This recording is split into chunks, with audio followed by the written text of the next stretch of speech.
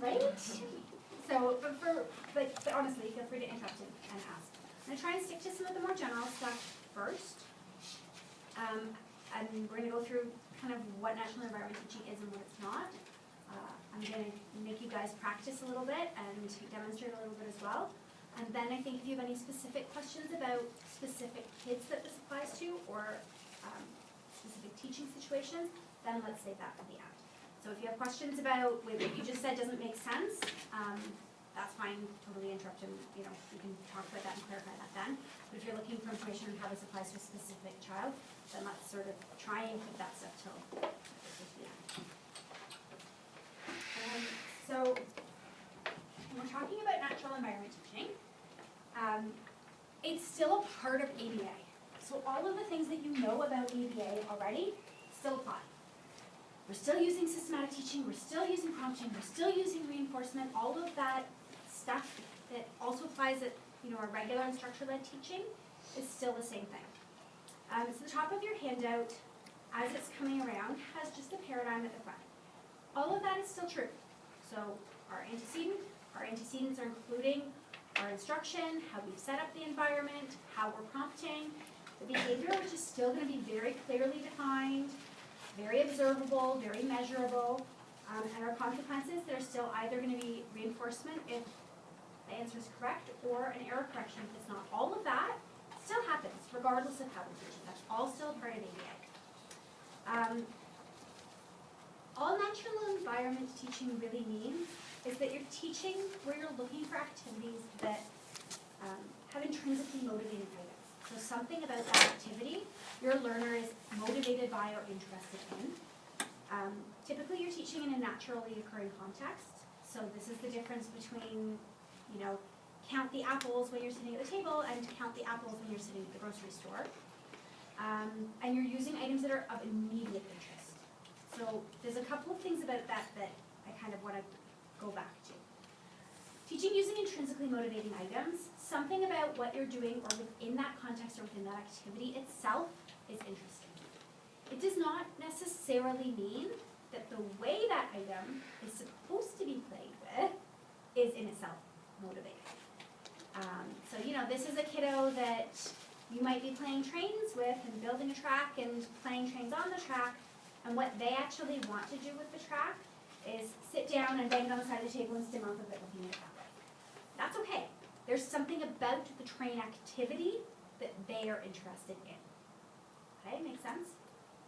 You're teaching in natural contexts. So as much as possible, this is now teaching that train activity on the floor where you play trains, or teaching that train activity on the train table at chapters. It's not taking those trains off of the floor and bringing them to the table and practicing them that way, right?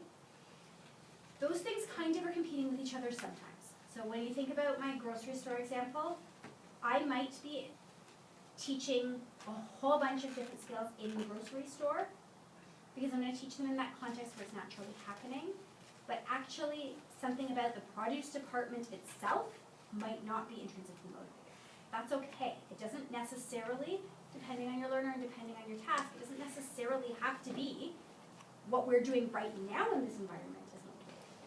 But it could be, right? So if you had a learner who, for example, depending on your grocery store, this is now totally inappropriate, but you might have a learner that needs very immediate reinforcement for that task. So what that looks like is we're counting the apples, and then your reinforcement for counting the apples is now taking the bite of it, right? Maybe you're doing that as you're counting them and putting them in the car instead of counting them and putting them in your cart. Or you might have a learner that can delay access to reinforcement a little bit longer, and so your reinforcement for whatever tasks you're doing, counting the apples in the grocery store, is buying a Kinder Egg at the checkout immediately. Both of those things are okay. It's just going to depend on what types of skills you're working on and what type of learner you have. Make sense? And the last part is that it uses immediate interest. So going back to my learner who wants to bang my train tracks on the side of the table, maybe that's what they usually want to do, but what they found today is that we have an automated train and the batteries in it are dying, and so it's kind of making a weird noise as it's going, and they really like that. You're not going to push to reinforce with what they've typically liked or usually liked. You're going to go with what they're showing an interest in right now, and that's what's going to be motivating and reinforcing. Good? Okay. Because the task itself is intrinsically motivating, it means your reinforcement is built in. But built in doesn't mean the same thing as it happens automatically. So you still need to consider reinforcement the same way that you do in other teaching situations as contingent upon responding and differential. So you're going to find ways to manipulate the part of that activity that they find most interesting and deliver that contingent upon their responding in that natural environment task. Right? It's not just going to be, and now we finished what I wanted you to do, so regardless of how you do that, you can go ahead and bang your tracks in the food. Okay? Grab food and a paper, and then just grab a chair. Yeah. Sorry. The other part of that, kind of touching back to that, is sometimes in our head we tend to think of natural environment teaching equals away from the table teaching, and more instructor-led teaching equals sitting at the table. While that tends to be kind of often what happens, it's not necessarily that way. So don't think that net means anything away from the table at all that you're doing, and it can never mean sitting at the table. It's really more about the learner's interest in that activity and how you're manipulating that and putting your tasks into place. You can do that sitting at the table. I know I said you're not going to bring your trains to the table and create this artificial thing, but you are if you're playing with Play-Doh or coloring or something like that, right? So, that's all fine. It's more about what the activity is like, what they're interested in, if you're following their lead and picking something that has some motivation within it already. Everybody with me so far? Questions so far? I'm kind of going off of people's nods, so if you're nodding like this doesn't make sense and I'm never going to do this, don't nod, because I'm buying into that. Okay, so natural environment teaching still uses clearly defined behavior targets. So you are still working on behaviors that you're expecting going in, they have a clear definition, everybody is teaching the same thing. So you're not just winging it, right? You're not saying, oh, you're interested in this, let's try this within it today. You're saying, this is a target, I know it's a target because we're measuring it this way, we're observing it this way, and now we're just going to teach it within this activity, and tomorrow we might teach it within this activity. Okay? You're still giving instructions the same way. Your instructions are still going to be clear, delivered once, and direct. The difference is that as you're working with more advanced learners, naturally, some of your instructions are going to become a little bit more wordy and a little bit more natural sounding and a little bit less sort of IBI sounding. That's okay, but that's more related to the skill of your learner. So if I have someone who is still a very early learner and I'm going to practice a skill in the natural environment, I'm still using that same kind of language.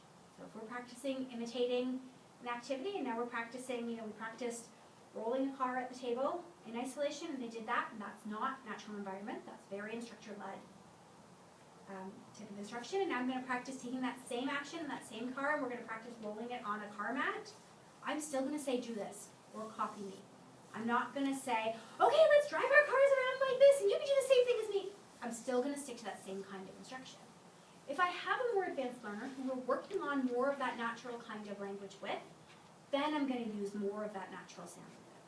But again, that's driven by your learner. If you take someone who's used to just hearing very simple, clear, straightforward instructions, and now put that long, wordy thing into the natural environment, they're not going to know what you're expecting of them. They're not going to know what to do, and they're not going to do it. We're still going to use errorless learning, which means we're still going to prompt right away. So we're going to come back to some of this stuff, but there's a couple of things that you can use the natural environment for. Sometimes it's really, really great for generalizing master targets. But you can also teach new targets within the natural environment as well. That's very, very appropriate. And I have some kids on my caseload that were doing like 90% of their programming in natural environment. They're still learning new things. But I'm still going to introduce them the same way. So I'm still going to introduce it and prompt right away and not let them practice being wrong. We're still going to use prompting, and we're still going to use systematic prompt fading. So I'm still going to go from practicing at the high level of prompting and then fading that out towards more independence. And again, depending on your learner, you might be able to do that within your activity. If my guy is really, really interested in that car mat, then I might be able to go from copy me with a full physical prompt Then we're gonna play for a few minutes, and then I'm gonna give my instruction again of copy me, and now maybe I can just use a gestural prompt. But all of the things you know about how you teach in terms of giving instructions and prompting and fading prompting at the table, you're still gonna do those things in natural environment teaching. We're still gonna correct errors. So this is a really big one. What I see happen a lot in natural environment teaching is people are like, okay, I got this. And they sit down and they do something fun and they're super engaging and they give a good instruction. And as it turns out, the kid doesn't want to copy me. What he wants to do is his own thing with the car. And they back off and say, okay, well, it's natural environment teaching. It's supposed to be related around his interests, so I'm not going to make him do this thing. No, you're still going to make him do that thing. And then you're going to back off and keep playing with what you were playing with in the way that he wants to play. But if you've given an instruction and they get it wrong or they don't comply with your instruction, you're still going to fix that. You're still going to correct that error, and then you're going to kind of take a look and say, okay, why did they get that wrong? Did I not use enough prompting? Was I expecting them to do exactly what they do sitting at the table in this? Because sometimes it's much harder in natural environment teaching. Or are they not interested in doing this, and am I competing with something else? If your answer is I'm competing with something else, then maybe you're not targeting, maybe that's not the right target for this activity. Maybe you shouldn't be targeting it that way. But in the moment, if they've still got it wrong, you still need to fix that before you can move on. We're still going to use repeated trials. So we're still going to practice that a lot of times, especially if it's looking at a more of a generalization type of trial. If I've taught you to imitate an action sitting at the table, I want to make sure that you're going to have a lot of practice doing this in the natural environment. So when we think about how often sometimes we give instructions and teach trials at the table, we're still going to practice a few times in the natural environment. We're not going to say, okay, yeah, we did it once, you needed some prompting, okay, we're done. If that child is still interested and still motivated by that activity, you're going to still keep putting some of those expectations in, and you're also going to practice it again another day. Okay? Yeah. So just kind of like to clarify everything. Like if a child, like just as an example, is like bouncing on a trampoline and just saying, good jumping, you shouldn't really be praising them for jumping because you didn't give them a target to jump. Unless what you're trying to do is, okay, so it depends on what you're trying to do. Yeah. If your goal is to just sort of pair yourself with good things, this is someone that either is not so into you, or that sees you and is like, oh yeah, no, I don't want to be with her, I'm out of here, or is a new learner to here, then yeah, I'm going to do that. I'm going to say, you're doing all these awesome things, and I'm just pairing my presence and my voice with something great that you're doing, and all of that's fine. But that's not natural environment teaching. Okay. That's pairing. Yeah. If I'm going to teach something in there, then I'm going to be teaching jump, stomp. Hey, copy this before we jump. And my reward isn't going to be good jumping. My reward is going to be, that was awesome, now I'm going to pick you up and help you jump even higher. Or I'm going to deliver something that's a part of that activity that makes it better, that is tied to that activity. Okay? So all of that stuff was really talking about how natural environment teaching is not so different than more intensive or adult-directed teaching. But obviously it is, or it wouldn't be a whole separate thing, right? So the ways that it's different are, it's primarily using items and activities that are of interest. If your activity has lost interest, you need to switch activities. So finish what you're doing. If you're in the middle of a trial, and you've given an instruction and the kid's like, yeah, no, I'm out of here. No, we're going to finish that trial, but then there, I'm out of here means this is no longer a motivating activity for me. I don't want to do this anymore. And that's a really hard balance, because why it might not be a motivating activity is because you've killed that. And that's what happens more often than not. Is I like to play with trains. I choose to play with trains a lot. My IT comes in and thinks they choose to play with trains a lot. There's lots of instructions I can embed within that. I'm going to jump in there and do that, and they're like, oh, no, no, no. I don't want to play with trains with you, or I don't want to play with trains the way that you're playing with them. If that's the deal, if I can only play with them the way that you're playing with them, I don't want to do that. So when you're seeing that loss of interest, you have to sort of step back and think a couple of things. Firstly, when you're working with young kids, interest is very fleeting. A lot of kids, and sort of typically developing like 4, 5, 6, 7-year-olds, a lot of them only do things for a few minutes. So right away, they may just legitimately be losing interest in the activity, and that's okay. The other part of it is you have to think about, are you balancing your expectations with them playing with the activity in the way that they want to? Are you keeping that activity fun, or have you gone in there and like squashed all the fun and now we're doing it my way, we're only doing instructions within it. Because if I thought that this was a fun thing to play with, and now you swooped in and were like, okay, but actually, you can only do these things with it, I don't want to play with that anymore. So you have to think a little bit about how you balance that. And one of the sort of next things is that the pace of your instruction is going to be slower. When you're teaching in the natural environment, you're teaching at like 3 to 4 instructions a minute. You feel like you're doing nothing useful. That's okay. It's important because it's helping keep the value of that activity going as well. Not to make an example of you guys, but before we started, Kelty and Caitlin had a couple of kids here, and they were, I don't really know what their exact targets are, they're not kids of mine, but they were practicing playing together, they were doing an activity together, they were commenting to each other about what they were doing, and I wish I had taped that because it was such a good example of this. You guys jumped in really well when they needed some prompting about, okay, don't tell me, tell your friend, or you could say, hey, that's cool, or any of those sorts of things, but you also backed off really well and let them do what they wanted to do with it. At one point, one of them was like fully backed off and like tidying things up and walking around. Yeah, that's fine. You're basing your pace of that on that, and so it kept both of the kids really engaged, and they were both happy and interested in doing what they were doing. You were still able to get instructions in and prompting in a very sort of systematic way, but you weren't all over them and in their face, and that worked out really well. Those are more advanced learners who can do that, but that activity went on for a long time because you didn't kill their motivation to do it and say, no, this is what we're going to do. You're going to give this piece to your friend, and you're going to give this piece. That's not what they wanted to do. So that's okay. You really followed their lead, and that helped keep that motivation good, which was great. You want your instructions to make sense within the activity. So while one of the things that happens in intensive teaching is we can pull instructions out and just target them in isolation, and that's okay. We know that that's really important teaching strategies for some of our kids with autism and why that works well. Just lock our door at each other. But when you're teaching in the natural environment, you're not going to do that. You're going to teach targets that make sense within the activity that you're teaching. You're not going to be like, oh, and also while you're doing that, you're going to keep working on that train thing, but hey, what's this body part called? You're not going to practice it that way. You're going to practice it within things that make sense within the activity. And your reinforcement is tied to the activity. So one of the things that happened while the kids were playing here and doing that activity was they were building arcade games or something along those lines.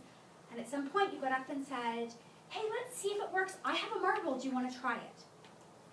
That's how your reinforcement is tied to the activity. You've done some stuff, and now I'm still going to provide you with something contingent upon your behavior that makes what you're doing better. So you didn't say, hey, you guys are playing awesome, here, have a Skittle, right? You said, and you didn't say, hey, you're playing awesome, here, let me give you a piece of something that you already have access to and can help yourself to. Or, okay, you've been playing with this for a long time, we're almost done, do you want to try the marble? None of those things were kind of the right thing to do. The perfect thing to do was say, I'm in control of something, I have something that's related to your activity that I can give you because you did such a good job on X, Y, or Z. And so that's really kind of the crux of natural environment teaching, is figuring out what your learner is interested in, how you can put instructional targets into there, but how you can control something that you can now use as a reinforcer that's related to the activity that makes it better, or that makes it, more worth their while. Good? Yeah, it's not easy. That's okay. You get better at it as time goes on. So if it's not easy, and it requires all of this, thought and systematic teaching, all of this stuff, why do we do it? It's perfect for manding. That's your first step. It's one thing to take a learner and teach sitting at the table, I want a chip, I want a chip, I want a chip, sure, we can do that. But your life isn't going to be sitting at a table, and you need to be able to ask for things in a more natural way. So manding is almost always, when you're teaching something in the natural environment, manding is almost always an appropriate target to be working on as a part of that. It helps with increased generalization of skills because you're using stimuli that are already present in the environment. So when we're thinking about generalization, if I'm teaching play skills, for example, to a toddler or a really young child who has a very limited play repertoire, one of the first things I want to know is what kind of toys are available in her classroom. Because if I'm teaching you, you know, and I'm gonna invest a lot of teaching time and energy into teaching you how to play appropriately with a Mr. Potato Head, and you don't have a Mr. Potato Head in your classroom, then you're never gonna generalize that to a new situation, and you're never gonna contact reinforcement for it in the natural environment, because you're never gonna have a chance to do it. So I wanna make sure that some of what I'm teaching is gonna be generalized, and I wanna use things that you're actually gonna see and have contact with. So, yeah, we can sit and roll apart at the table all we want, and that's great, and that might be necessary to teach that way. But if I never make sure that that skill has now also transferred to rolling a car up a car garage, or rolling a car along a sidewalk outside, or rolling a car on a play mat, then you're not using that skill in a way that's going to be functional. And then you risk that skill not being maintained, you risk that skill being dropped off, you risk that skill not leading to other skill acquisition. So not everything works that way, and not everything generalizes perfectly that way, but when it does, finding ways to reinforce that by saying, okay, this is how you use that skill that you just learned and worked really hard at. Here's a great place to practice that and use that, and it's going to be useful for you. That's great. You know, my daughter has just finished grade 5, or has almost finished grade 5. They're very upset that they still have a whole day left. And one of the things her teachers did this year was she really drilled her class on multiplication facts. They had like timed math drills every week, and they had to know all of their multiplication facts inside out and backwards. I am 36. I no longer know all of my multiplication facts inside out and backwards. I'm good till like 5s, and then again at like 10s and 11s. But off the top of my head, I can't tell you what 8 times 7 is. I have to stop and think about that. She doesn't. She knows that. And she knows it because she's practicing it in a very isolated, similar to, you know, teacher-directed, adult-directed, sitting at the table type of teaching.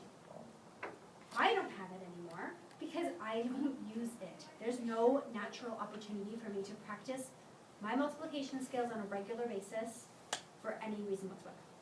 I have not told her that because then she will never do this ever again. But, you know, that's kind of the difference, right? There's lots of skills that I've learned in school that I continue to use because within my natural environment, they come up on a regular basis. And so those ones are the ones that stay and that maintain. So when we're thinking about some of the really important stuff that we're teaching learners here, we need to make that applicable in real life too. And so teaching it within a context that makes sense and that is more, you know, naturally occurring, that helps a lot. It'll also help with your instructional control. So I know the last time you had to sit and listen to me in an evening, I was like preaching about instructional control building, especially with earlier, I wouldn't even say that. With earlier learners, but even with more advanced learners, the idea that, oh, I actually still have to do what you're asking me to do when we're playing with this activity as opposed to just sitting at the table, that's a really big deal. Because that counting apples at the table turns into counting apples at the grocery store. And if I don't have instructional control in the grocery store, you're not going to do any of those things. So again, why am I teaching them in this sort of isolated ABA bubble? And so I know everybody knows and is pros on instructional control now because I spent so much time hammering it in a few months ago, but this helps with that too. Practicing things in a natural environment, following through on your instructions, following through on fixing errors will naturally help build up your instructional control. Partly because you're doing that following through piece, and partly because you're pairing yourself with something fun. You're saying, look, I'm here when you're jumping on the trampoline too, isn't that so much fun? And so it works both ways. The last thing is it can also help increase your functional use of items. So yes, my learner might just want to sit there and bang the train tracks, and that's okay. And I'm going to use that to my advantage as a reinforcement potential. But also, I'm going to teach you how to do some things that are a bit more appropriate with the train activity as well, so that down the road you have a bit of a better functional skills repertoire within it. I'm going to teach you how to count apples at the grocery store so that when you're a 10-year-old or a 12-year-old, you can go to the grocery store with a list and say, I need 7 apples, and count those out into something that makes more sense than counting, you know, counting bears sitting at a table here. It's not downplaying the sitting at the table here part. That stuff is really, really, really important. But I think what I find is that more people are better at that than they are at natural environment teaching. That stuff is much harder. Questions about any of that? I suggest you come up with some questions because I'm going to make you practice some stuff. So it'll delay that if anybody has questions. No? Well, I have a comment. Yes? Okay, so when you're net teaching and they're playing with trains and Yeah. they're like, they want to flip the train over and spin with the wheels, right? Yeah. But you're gonna like show them like copy me with the train and then they get, their stim is only under your control though, still, right? Okay, Yeah, so in that case, I'm gonna say, first of all, I'm gonna already know that about my learner, right. right? So I'm gonna know a couple of things. I'm gonna know that that is probably really powerful. And if I'm gonna place any demands, I have to take into account that I'm really interfering in what you wanna do, because what you wanna do with it isn't even anywhere close to what I'm gonna ask you to do with it, right? It's very different. If I had a learner who wants to stim by like rolling it back and forth and back and forth and back and forth, okay, I can work with that. That's a lot closer to what I'm gonna ask you to do with it. There's no part of me that's gonna ask you to flip it over and Right. stim off of the wheels. So right away when I go into that, first of all, I probably already know that about my learner. Second of all, I know that that's really, really powerful, and I'm gonna kill their motivation real fast if I expect a lot more of them that's different than that, right? So we've talked a lot about effort versus reward in a lot of situations here, and thinking about if that stim is really, really strong and really embedded with that activity, then doing anything else with it is a really high effort. So you're gonna be ready to provide a lot of prompting. You're gonna be ready to jump in there really, really fast. And if there's any way that you can manipulate that right away, where, this can sound silly, if there's any part of any particular train that is better to stim with, that's the one that you're gonna hang on to. So sometimes people gravitate towards ones with smaller wheels, or bigger wheels, or less stuck wheels, or whatever it is. So if you know that there's any part of that that you can control, right away you're gonna do that. If there's not, then you're gonna sit down so that it looks like trains, and we're ready to play with trains, and I have a whole bucket of trains in my lap, and the second that kid sits down, I'm gonna say, copy me.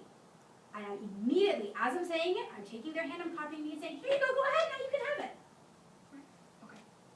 And depending on what they wanna do with that activity, I might only get one trial in right now, right? So if that's the case, it's probably because that activity itself is very motivating, which means I might only get one trial in right now, because I'm not gonna fight with you to take that train back.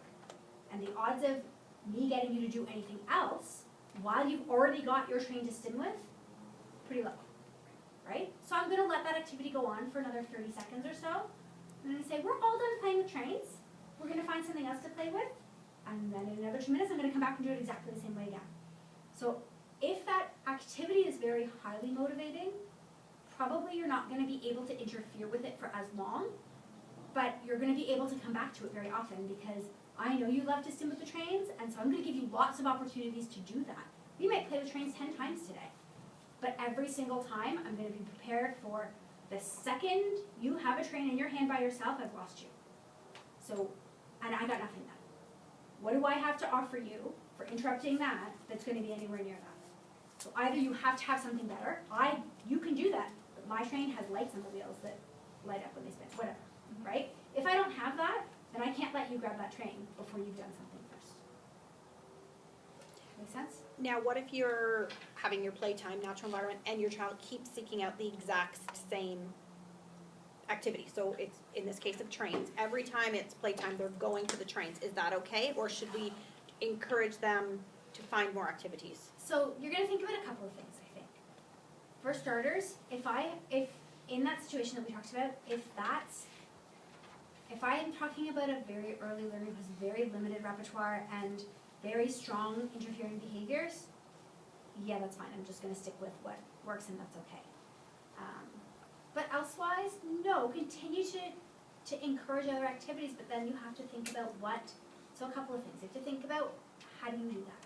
Well, maybe if I love trains so much, and I'm thinking of our friend this afternoon, if I possibly think that trains are an option, I'm not gonna even pretend to be interested in anything else, because there's a chance I might get trains, right? So right away, if I think that I'm gonna get someone interested in something else, I have to take trains out of the equation altogether.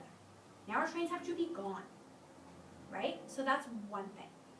Playing with cars is maybe more valuable if trains isn't an option, right? But if trains is an option, I'm always gonna do trains. Your next bet is then to search, so now I've got rid of one thing.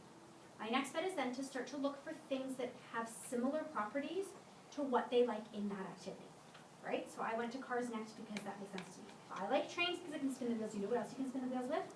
Cars. And you know what else you can spin? Gears and Beyblades, right? So I'm gonna start to think about what about that activity my learner really likes and what else has similar properties of that. You know, I can still see you. I'm making sure. Doesn't want to shut off on me. And then I'm gonna introduce those activities in a very non-demand based way. So I'm just gonna pull them out and I'm gonna make a big deal about, look how awesome this thing is. My spinners just spin like crazy, look how cool they are, and this is really awesome. So I'm gonna be super excited about it.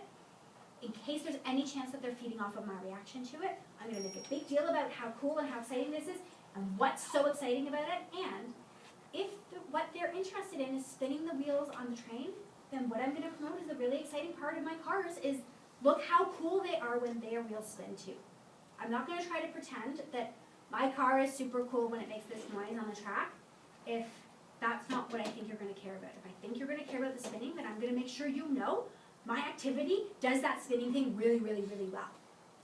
And I'm gonna wait.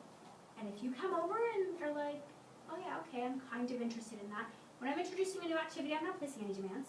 I'm looking for you to come over and I'm gonna show you this is the coolest thing ever. And I'm gonna play up that part of the activity that I think you're interested in a very exaggerated, ridiculous, over-the-top way. If you're interested, we're gonna play with it like that, however you want for a few minutes, then I'm gonna put it away. Then the next time I present it, if you're still interested in approaching right away, then I might start to build some contingency. Then I might start to say, oh yeah, that car thing was cool. Okay, first, let's say this, vroom vroom. You say vroom vroom, yeah, here now you can play with that car thing. But right away, if I'm not sure if you're gonna be interested in it, I don't know what my level of expectation of effort going in can be, right? If I know you love this, your reward out of it is gonna be really high, I can put a pretty high expectation. But if we haven't established that yet, I don't know where my expectation can be, so I'm gonna err on the side of caution and keep it really low. Because if I'm trying to expand your interests, I don't want you to see this as, oh God, there's those cars that she wants me to do something with, right? I want you to see it as new opportunities to think of something fun that's exciting. And it's gonna feel silly. I had some really great video clips of one of my staff that I really wanted to show you guys, and I kind of couldn't make it work logistically, but I have a guy working for me right now who's just finished his master's. He's going back to do a second master's. He's been involved in this field for a long time. And he makes a point of, he is very over-the-top, ridiculous silly. And he models a lot for some of our new staff and some of our student placements. He looks ridiculous.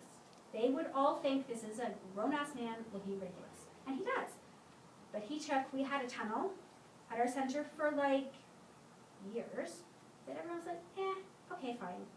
He generated enough interest in this tunnel that I had to go out and buy 2 new ones because they broke 2 tunnels because they did everything with it. He jumped in it and pops out of the top of it. He sticks it on his back and runs away on like it's a giant tail. He uses it as a slide and throws balls down it so they come out the bottom. He puts kids in it and jumps them up. He puts small toys in it or balloons in it and whips it around so they come flying out. I have never seen anybody use a flippin' tunnel in more ways than this. And that's what you need to do this. Because now, I have kids that want to do, all of my kids now all want to do all kinds of really cool things with this tunnel. And I have a lot of opportunities to get a lot of requesting out of it. But if that tunnel had just sat on the floor, nobody would have cared about it because it sat there for 3 years and nobody cared about it. He generated that interest in it. And it worked out in that example because that's the example I'm telling you. You're lucky if that works 30% of the time. 70% of the time, you feel like an idiot and you're making a big hoopla and ridiculousness, and your kid's like, yeah, okay. So be prepared for that. That's okay. That's how you're generating interest and that's how you're figuring out what works. And sometimes you're going to get kids, they're like, okay, now I don't even care. I know you're super fun and whatever you're throwing down, I'm into that. But more often than not, you're going to work your butt off to make something sound awesome, and they're going to be like, yeah, okay, whatever. And that's okay. Keep trying.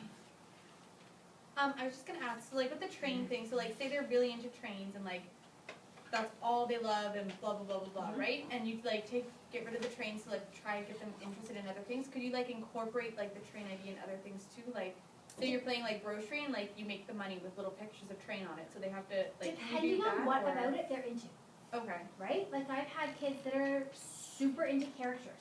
If you're super into characters, that's the best thing you've got going for you. Because I can make anything but Dora, right? I can make anything but Paw Patrol. So if it's something like that, yeah, for sure. And that's kind of what I was aiming at you have to identify the relevant part of what they're into. If you just like trains, we can color pictures of trains, we can do worksheets of trains, we can go, identify all kinds of objects in the environment by rolling trains around. Like, we can do tons of stuff that way. If you're into spinning wheels on trains, you're into spinning wheels. You're not into trains, right? You're into trains because they have good wheels to spin. but they're just into the whatever subject it is, like you can incorporate that into everything, As right? long So as if they're interested in it. Yeah. Right? What you can't do is start to say, I'm gonna do a worksheet about trains, and then be like, no, it's just a worksheet. Right? Then you're not doing this. Right? And sometimes that happens too, you get so excited that you find something that someone's really into, and you might not kill it within that activity, but now everything in the world is about trains, and now they're like, hey, I don't really care anymore. So you're always looking to gauge that interest. But yes, absolutely. And you have to figure out what is it about that they're into. And in my first example of the kid who just wanted to bang the train on the table, the track on the table, maybe it's not trains or tracks. Maybe it's banging. Maybe it's noise. Maybe I can replace that with a ruler or a wooden hammer or 2 wooden blocks, or right? So those are 3 different sort of train type examples where my next steps from there are going to look very different. And so sometimes you just have to sit back and watch what are they actually doing with it when I leave them alone. And then how can I manipulate that to make it better and something else. Good? Alright, I warned you. So here's what we're going to do. I said we could talk about specific kids and we can. But what I'm going to get you to do first is pair up. If you'd rather, you're kind of sitting in groups of 3, so you can stay in groups of 3 if you want, that's fine. I'm going to hand it a bunch of toys. These are my toys, so they're not from here, so they need to come back to me. And what I'm going to ask you to do is, everybody has the same list of teaching targets. So on your sheet, you're going to fill in what your activity is, what's motivating about the activity. So it can be something about the way it would typically be played. It can be something like banging the track on the table, that's fine. You're going to generate this is what me as a learner is interested in with this activity. And then you're going to demonstrate teaching any of the targets. So your targets that are there are identifying, receptively and expressively identifying animals, animal sounds, motor imitation, imitate speed, identify body parts, and requesting with I want plus an attribute plus an item. Vocally. So you can target one of those things, you can target 4 of those things, I don't really care. I can give you specific targets, so just assume that any animal you use is fine. And what I'd like you to do is, as a group, somebody is going to be a teacher and somebody is going to be a learner, and I want you to model how you would teach with that activity. Everybody's targets are the same, all your activities are different. So the point is I want you to be able to see how you can take the same types of targets and practice them in a whole bunch of different ways. If you have time, if you're like, my activity was super easy because Jess likes me the best and gave me the easiest one, and you can knock that off quickly, then do it again with the same activity and pick a different part of it that's reinforcing, switch up your roles, and pick a different part, like pick some different targets for that. Okay? I know everybody hates when you do things like this, but I strongly think it helps. So you can maybe take 2 sheets per group so that if you have time to do it twice, you can do it twice.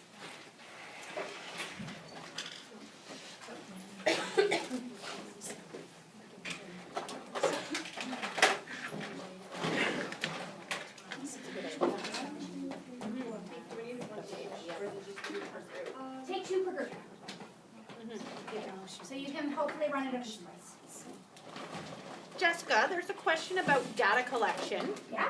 and with multiple trials while playing in net. When are we taking the data?